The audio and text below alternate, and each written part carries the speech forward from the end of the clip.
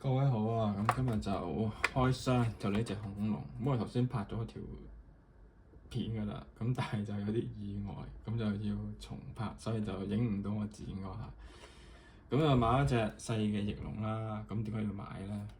咁我都講過啊，本來我想儲唔晒嘅就翼龍咧，就諗住買一隻大嘅好嘅就算啦。但係點解買第二隻？係因為佢特價。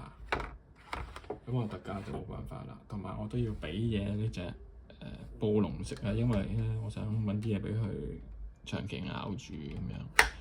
咁啊，所以買一隻細恐龍仔啦。咁見呢隻上色都唔錯啊，即係雖然佢細，同埋咧我想睇下佢即係包裝嗰陣時咁啦，都想睇下佢咁做到嗰個落地即係降落嗰個姿勢。咁見佢有啲關節㗎嘛，以為就得啦。嗱，呢隻翼咧就咁樣。接上去，咁可能會唔會做到一啲動作咧？咁樣咁啊，好啦，睇下個關節啦。咁呢個就係嗰個 core 啦，冇嘢睇。呢個腳咧就一齊嘅，係啦。咁啊，翼又得一個關節嘅啫，波裝應該係，或者係唔係叫波裝？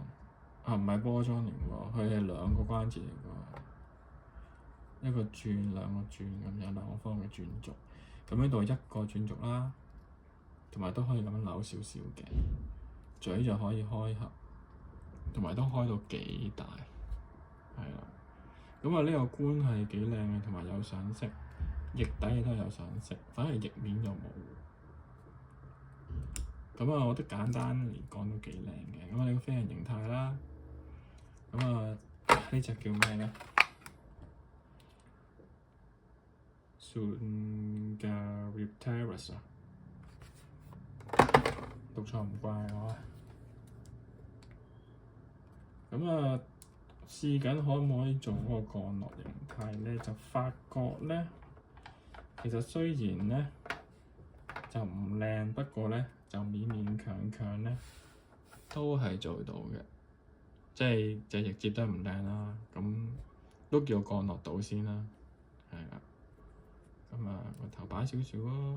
或者咁樣擺咯，我覺得會唔會靚啲？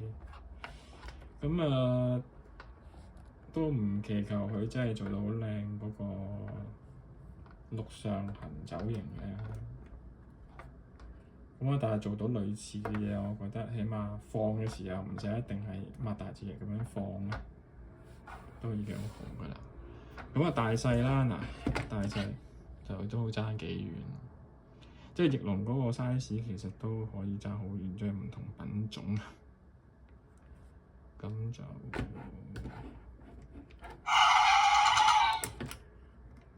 咬唔實，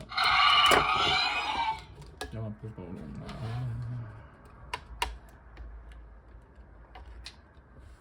好啦，謝謝各位，拜拜。